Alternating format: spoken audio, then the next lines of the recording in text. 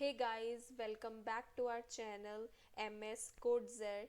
तो जैसे कि आपको पता है कि हमने अपना एरे टॉपिक कंप्लीट कर लिया है। उसके बाद हमारा ऑलरेडी फंक्शंस का एक लेक्चर आ चुका है जिसमें हमने देखा था कि फंक्शन होते क्या हैं, उनको कैसे डिक्लेयर डिफाइन किया जाता है एंड उसके बाद हम फंक्शन को कैसे कॉल कर सकते हैं। तो आज के इस लेक्चर में हम देखेंगे कि what are the three ways to declare a function, to define a function. So let's get started. So let's see what are the three ways of writing a functions, जिसमें सबसे पहला हमारे पास आता है दैट इज फंक्शन डेक्लरेशन। इसको traditional way of writing functions भी बोला जाता है। जैसे कि मैंने आपको प्रीवियस लेक्चर में बहुत बार फंक्शन डिफाइन करके दिखाया था, डिक्लेयर करके दिखाया था। तो जो वो तरीका है फंक्शन डिक्लेयर करने का, वही सेम तरीका ये वाला है, वही सेम कैटेगरी है।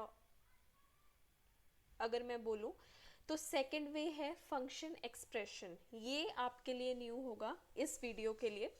तो बेसिकली हम इसमें क्या करते हैं, फंक्शन कीवर्ड का यूज़ करते हैं और वो फंक्शन जो होता है वो इनसाइड द वेरिएबल स्टोर किया जाता है।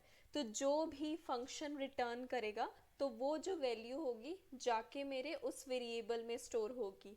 तो इसको एनोनिमस फंक्शन भी बोला जाता है, जो मैं आगे चल के आपको बताऊंगी, क्योंकि इसमें फंक्शन का कोई नाम नहीं होता है। The last way is that is arrow function. ये एक नया वे है फंक्शन को डिक्लेयर करने का, जो लेटेस्ट वर्जन में आया है।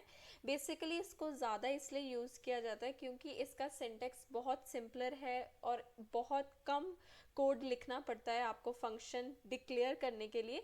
और इसकी स्पेशल प्रॉपर्टी ये है कि when ever you have a single line of code, उस केस में जैसे आपको रिटर्न कीवर्ड लिखना पड़ता है फंक्शन में, तो इस केस में आपको रिटर्न कीवर्ड भी नहीं लिखना पड़ेगा। हम इसको डिस्कस करेंगे अपने कोडिंग में, वीएस कोड में। So let's go. तो जैसे कि आप देख सकते हो कि मैंने एक अपनी नई फाइल बना ली है फंक्शंस 2 के नाम पे, क्योंकि ये हमारा सेकंड लेक्चर है फंक्शंस पे।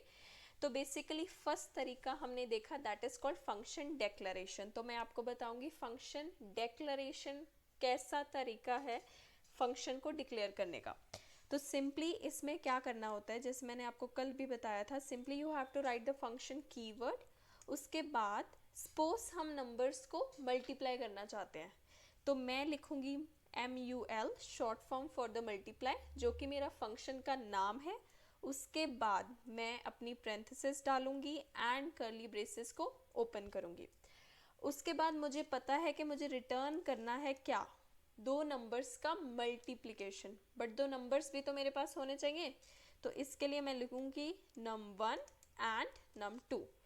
तो यहाँ पे सिंपली मैं रिटर्न कर दूंगी num1 और num2 का मल्टीप्लिकेशन। अब मुझे इस फंक्शन को कॉल करना है और कंसोल भी करवानी है इसकी आउटपुट। तो सिंपली इस फंक्शन की जो भी रिटर्न में वैल्यू आएगी मैं उसको स्टोर कर लेती हूँ अपने रिजल्ट में, वेरिएबल में, और सिंपली मैं अपना फंक्शन कॉल करूँगी। एंड सपोज मेरे 3 और 2 ऐसे नंबर्स हैं जिनका मैं मल्टीप्लिकेशन करवाना चाहती हूँ। तो सिंपली मैंने यहाँ तक अपना काम कर लिया। अब मुझे जस्ट आउटपुट देखनी है कि मेरे आउटपुट में क्या, जो मल्टीप्लिकेशन होने के बाद क्या वो दिख रहा है कि नहीं दिख रहा है। Yes, you are getting your output that is 6। तो ये पहला तरीका है function declaration, way of writing functions में। तो सेकंड पार्ट की हम बात करेंगे, सेकंड वे की हम बात करेंगे, जिसमें हम क्या करेंगे दैट इज फंक्शन एक्सप्रेशन। तो ध्यान से देखना कि इस फंक्शन में ही कुछ चेंजेस करोगे तो आपका फंक्शन एक्सप्रेशन बन जाएगा। तो इस जो नॉर्मल फंक्शन डेक्लरेशन है या बोलो ट्रेडिशनल है, उसमें से जस्ट आपको ये फंक्शन नाम हटाना है। और फंक्शन नाम आप कुछ भी रख सकते हो और उसको एज अ वेरिएबल यूज़ करना है। फॉर एग्जाम्पल मैं वेरिएबल बनाती हूँ MUL, short form for the multiplication. और इसमें क्या होगा आप देख सकते हो कि MUL फंक्शन नाम मैंने उठा लिया, वापस मेरा सिर्फ क्या बचा, फंक्शन बचा। उसमें मेरे दो आर्गुमेंट्स आ रहे हैं वो बचे, और सिंपली मुझे क्या करना है, रिटर्न करवाना है अपना num1 और num2 का मल्टीप्लिकेशन। ऑलराइट, उसके बाद इतना काम हो चुका है। This is the way of writing a function in the particular category of function expression. अब मुझे इसकी आउटपुट देखनी है, तो सिंपली मैं क्या करूँगी, कंसोल करवा दूंगी किसको, MUL को। बट MUL को कंसोल करवाने से पहले अब मुझे उसमें वो भी तो देने हैं, क्योंकि MUL में क्या है, बेसिकली मेरा एक फंक्शन ही तो है, तो फंक्शन को क्या चाहिए, आर्गुमेंट्स चाहिए। तो सपोज मैं यहाँ पे अपना दे देती हूँ 7 और 8 दे देती हूँ, और यहाँ पे अगर मैं आउटपुट चेक करूँ तो आप देखोगे कि आउटपुट में आपका मल्टीप्लिकेशन होके 56 मिल रहा है। तो ये सेकंड वे है जिसमें जस्ट आप दो चेंजेस करते हो, फंक्शन का नाम उठा के उसको वेरिएबल के तौर पे ले लेते हो। सेकेंडली जो भी आपका राइट साइड है उसको as it is equals to के राइट साइड में आप रख देते हो। That is the second way, only 2 changes you have to do it. So the next one is हम इसको ही यूज करेंगे, दैट इज फंक्शन एक्सप्रेशन को ही यूज करेंगे, जो कि हमारा सेकेंड वे है उसको कन्वर्ट करने में, दैट इज एरो फंक्शन में कैसे कन्वर्ट करते हैं इससे ही देखेंगे। तो सिंपली एरो फंक्शन में कन्वर्ट करने के लिए लेफ्ट साइड जो इक्वल टू के पार्ट है वो सेम रहेगा। ऑलराइट, इसमें भी आपको क्या करना है, 2 चेंजेस करने हैं।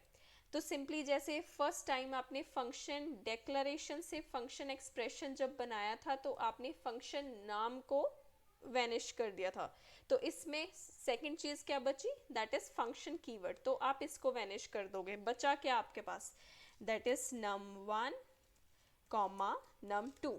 अब इसका नाम है arrow function, it means we have to insert the arrow, तो इसके बाद हम सिंपली अपना एरो लगा देंगे। ऑलराइट, तो उसके बाद तो सेम ही है, तो मीन्स कि हमको फंक्शन एक्सप्रेशन जो वे है उसमें भी 2 चेंजेस करके हमारा एरो फंक्शन बन रहा है। तो सिंपली मैं यहाँ रिटर्न करवा दूंगी अपना आउटपुट जो भी आएगा। तो सिंपली सेम मुझे तरीका अपनाना है, इसको आउटपुट को देखने के लिए सिंपली मैं अपने फंक्शन को कॉल करूंगी। This time I am giving 5 और 6। तो लेट्स सी मेरे आई एम सॉरी, तो लेट्स सी मेरे आउटपुट में क्या नज़र आ रहा है। Yes, you are getting 30 as a output for the multiplication of 2 numbers, that is 5 and 6. अब इसमें हम आपको याद होगा कि एरो फंक्शन का जब हम पढ़ रहे थे तो मैंने लास्ट में एक चीज़ बताई थी कि इसमें रिटर्न कीवर्ड ना इम्प्लिसिटली काम करता है। बट किस केस में काम करता है, जब आपके रिटर्न में सिर्फ और सिर्फ आप एक ही स्टेटमेंट रिटर्न कर रहे हो। तो इन दैट केस आप क्या करते हो, अगर आपके मल्टीपल स्टेटमेंट्स हैं then you have to go for this way कि आपको कर्ली ब्रेसेस देनी ही पड़ेंगी। बट मान लो आपके पास सिर्फ एक ही रिटर्न स्टेटमेंट है, जैसे मेरे पास इस केस में है, that is multiplication for the 2 numbers. तो मैं सिंपली क्या करूँगी, इसमें 2 चीज़ें हट जाएंगी। क्यों, कौन कौन सी 2 चीज़ें हट जाएंगी, सिंपली आपको अगेन num1 कॉमा num2 देना है, और सिंपली आपको एरो फंक्शन देना है, और क्या लिख देना है, num1 स्टार num2। ऑलराइट, तो अब जब इसकी आप आउटपुट देखोगे, अगर मैं इसको कॉपी कर लूँ यहाँ पे और मुझे इसको कमेंट आउट भी करना पड़ेगा, तो अगर मैं यहाँ पे देखूँ तो मुझे 30 मिल रहा है। Yes, I am getting my output कि मुझे यहाँ पे कर्ली ब्रेसेस मैंने हटा दी, रिटर्न कीवर्ड हटा दिया, but in that case only जब मेरे पास सिंगल स्टेटमेंट है रिटर्न करने के लिए। अब आपको एक और चीज़ बताती हूँ, सपोज कि आपके पास सिर्फ इस केस में जैसे आपके पास 2 आर्गूमेंट्स आ रहे हैं ना, तो सपोज आपके पास एक नंबर है, फिलहाल मैं इसको पहले क्लियर कर दूँ। सपोज आपके पास एक ही नंबर है, यूज़र आपको एक नंबर दे रहा है और उसको आपको 10 से मल्टीप्लाई करना है। तो इस केस में आपको पता है कि आपके पास कितने आर्गूमेंट्स आ रहे हैं, सिर्फ सिंगल आर्गूमेंट आ रहा है।